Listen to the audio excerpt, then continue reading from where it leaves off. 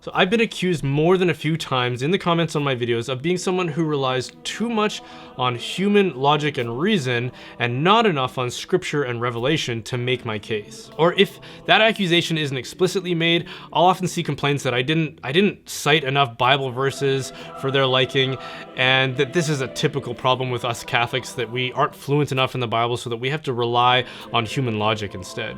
And whenever this accusation arises, it's usually obviously coming from someone who aligns themselves with a more Protestant theological position.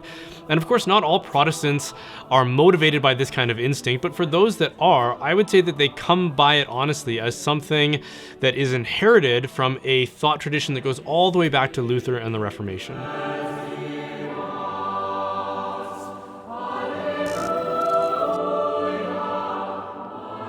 Before I go further in this commentary, let me just say that I think it's easy for us to lament the apparent decline of the church and its influence and Christian culture in the world today.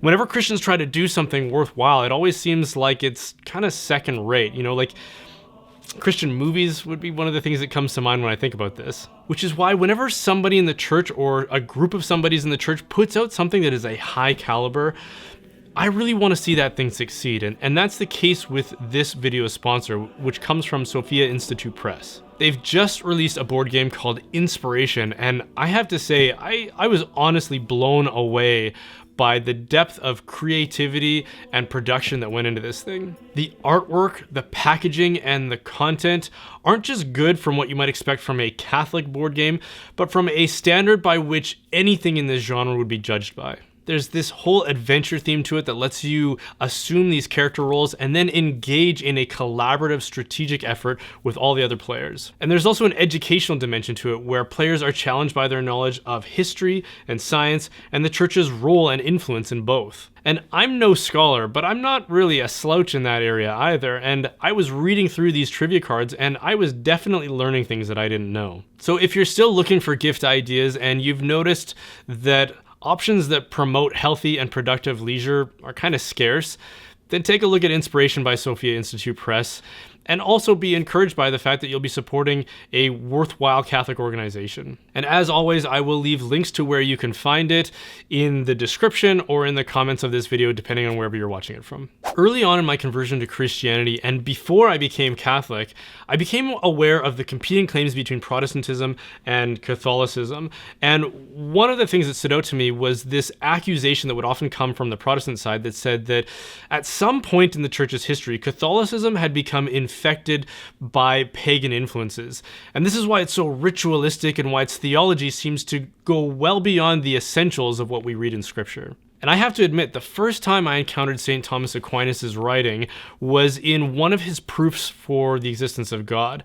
And I remember thinking, that was interesting, but that didn't really sound Christian to me. It didn't sound like the kinds of things that I was familiar with in Scripture. So just for a little extra context here, St. Thomas's Summa Theologiae is considered by many to be the absolute zenith of Catholic scholasticism, which was a system of philosophy and theology that relied a lot on Aristotelian logic. And Aristotle, of course, was a pagan philosopher from ancient Greece. And at face value, for someone like me who was a new convert encountering theology for the first time, that didn't sit right. It seemed to confirm what Protestants were saying about this infection of the church by pagan influences. It sounded like Catholicism had sold out to outside influences. And that never did sit quite right with me.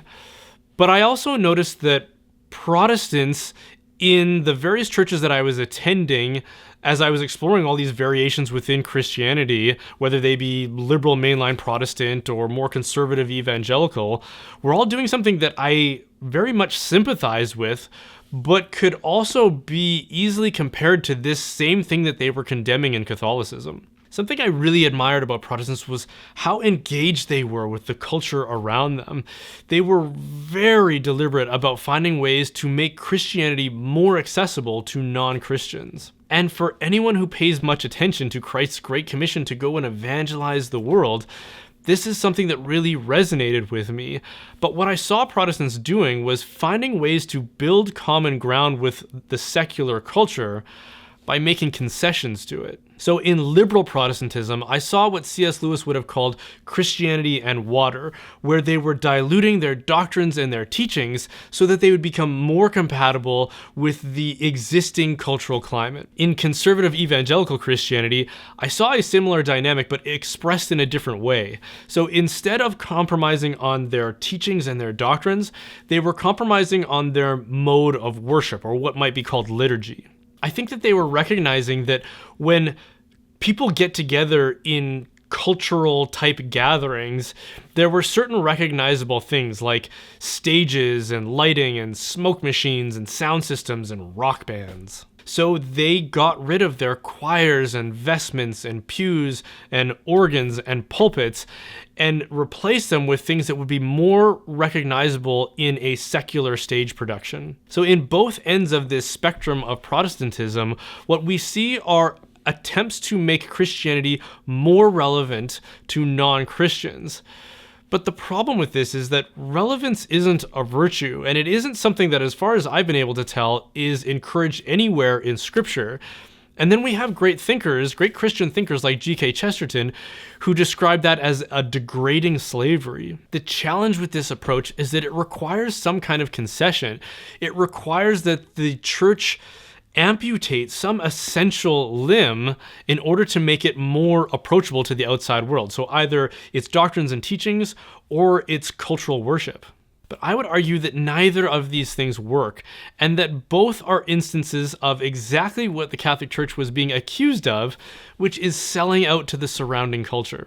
An analogy that comes to mind for me would be like a fitness trainer who looks around at the society that he's surrounded by and is overwhelmed with concern for a health crisis that is stemming from a sedentary lifestyle. But in this case, nobody wants to go to the gym because it takes a lot of discipline and time, it hurts, and it's a lot more fun to just sit around watching TV, eating McDonald's. So let's say this same fitness trainer decides to start promoting a fitness regimen that is way easier.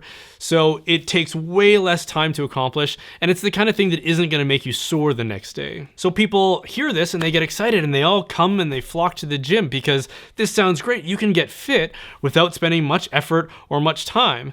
But the more they do it, the more they realize that they're not getting the results that they were promised, and they quickly grow disillusioned. Sacrificing essential aspects of the church's character isn't the way to evangelize, but there is a third way, and it's exactly what the apostles and the church fathers did. They encountered a Greco-Roman culture that just didn't understand them, that couldn't make sense of what they were preaching, and they couldn't just start quoting scripture at them because they were pagan. They didn't accept the authority of Judeo-scripture. So instead of making concessions and sacrificing aspects of their own identity, they added something in that they recognize as a good that is common to all people, which is our faculty of reason.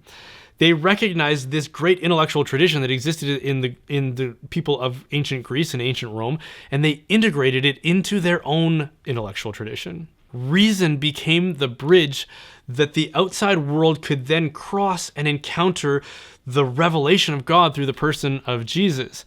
And this intellectual tradition persisted through the whole history of the church, all the way up until the time of Luther, who then reacted to it in a hostile way, in a reactionary way, because of a misguided sense that the church had lost her identity by allowing Plato and Aristotle in. But that's not what happened. The church was just following the example of St. Peter, who said that we always have to be able to give a reason for our hope in Jesus. And the example of St. Paul, who engaged in feverish debate with the Athenians at the Areopagus. And not to mention the apostles of the apostles, the people who learned from the apostles themselves and whose writings we still have, who took up this same effort and this same tradition. People like St. Justin Martyr and St. Ignatius of Antioch. So when people accuse me or the church of relying too much on fallible human logic, my reply is that I'm appealing to something that is shared between both the church and those who don't yet believe. We're not going to convince atheists to believe in Jesus by quoting scripture at them because they don't yet accept the authority of scripture.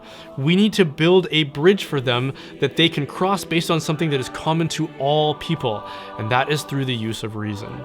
Thank you so much for watching that, you guys. If you enjoyed this video, then please consider subscribing and hitting that bell if you're on YouTube, or just liking and following from wherever you are and wherever you happen to be watching this from. And if you want to support the making of these videos, then please consider supporting my work as a digital media and marketing expert. My company, Holdsworth Design, is a branding and communications company that specializes in web design and logo and branding, graphic design, videography, and communications and marketing strategy. So if you know of a parish or a diocese or a business or a ministry that needs help in those areas, then please send them our way, and I'm sure that we can probably help them out. And be sure to check out the website, which is holdsworthdesign.com.